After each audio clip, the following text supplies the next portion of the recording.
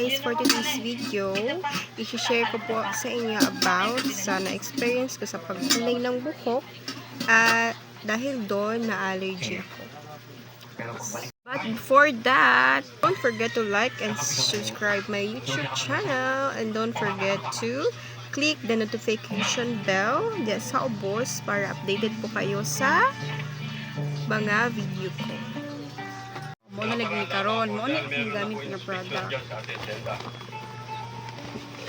Nag-color ko, pura nag-color sa akong kagalingan.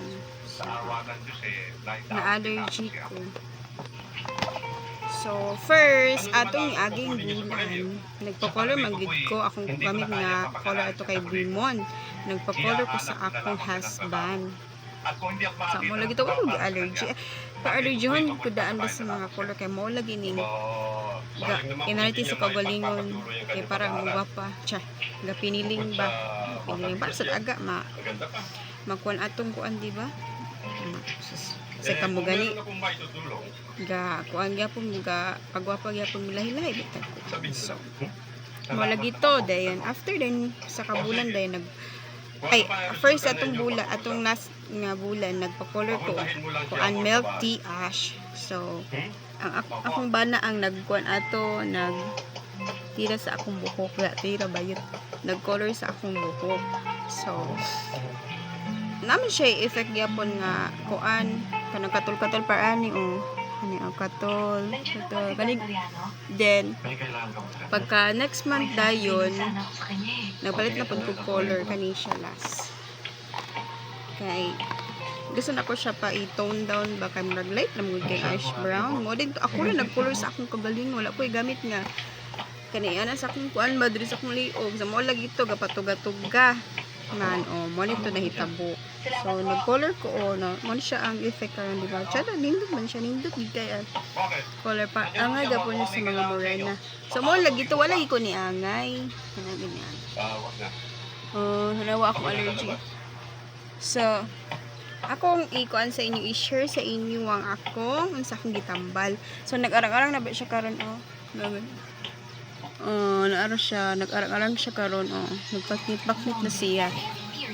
So first nga akong gitambal kay kaning baking soda. Ko ano siya, ako lang siyang gisulod sa tawas kay wala ko butanganan baligya mo sa tindahan 5 pesos only ha akong butang sa akong liog kani ay nauga na siya. Nauga-uga na siya.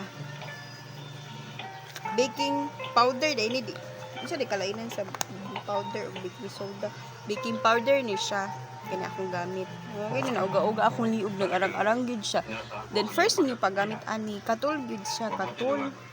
Kay kan kita inyong allergy makumpay kani allergy kay mo siya gabasa-basa ni siya. Mo ra gitaw nakatambal sa ako. Mo na siya ang baking powder. Ibutang na sa inyong katul-katul. Una uga na ba siya? Then after ana ang ikaduha na akong gitambal bitaw kani unsa ngalan ani Jeju alu isa ni siya ay takabasa ana kani siya gipangayran ako ni siya kay ate sa akong igagaw Timaymay shout out to Timaymay aloe vera nada ni siya sa Watson mapalit. Uy effective gid kay niya siya diba mo na pagkali po siyang baking powder bitaw kay pwede po din sa ilok kanami ito mga basa-basa og ilok para nako so pwede gid ni siya itambal sa imong ilok ibutang imong i-mix bitaw sa imong deodorant or something sa imong ipanggamit mo din imong ikuan sa imong ilok para di siya ba effective sa ko abot ng sa imo ha.